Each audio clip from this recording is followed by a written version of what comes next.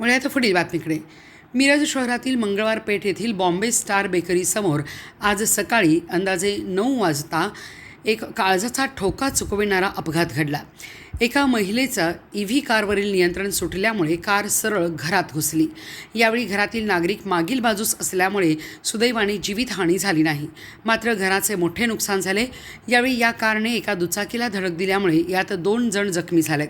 त्यांना उपचारासाठी खासगी रुग्णालयात दाखल करण्यात आले. मंगळवार पेठ परिसरातील आठवडा बाजार असल्यामुळे एक महिला बाजार करण्यासाठी आली होती. तिने रस्त्याच्या कडेला कार पार्क केली होती. बाजार आटपून ती कार काढत असताना अचानकपणे तिचा कारवरील ताबा सुटला. यावेळी बॉम्बे स्टार बेकरीसमोर राहणारे अल्ताफ अब्दुल रजाक सौदागर यांच्या घरात थेट कार घुसली.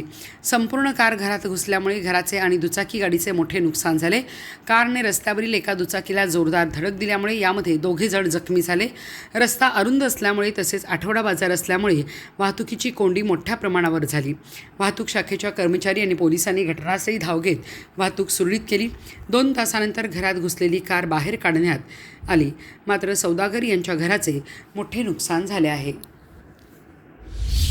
रजाक सौदागर मंगळवार पेठ बॉम्बे बेकरीजवळ राहतोय आणि इथं आमच्या घरासमोर एका लेडीजने आपली 4 व्हीलर गाडी आमच्या घरामध्ये आत घातलेली आहे. त्या गाडीमध्ये आहे ना आपलं 2 व्हीलर बाहेर लावलेली, ती आत दुसऱ्या रूममध्ये गेलेली आहे.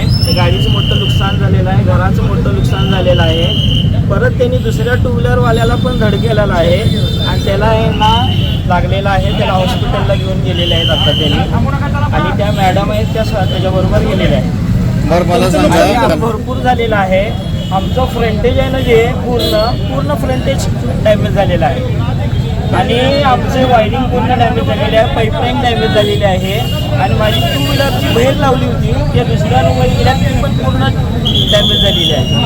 आपलं नुकसान भरपूर झालेलं आहे.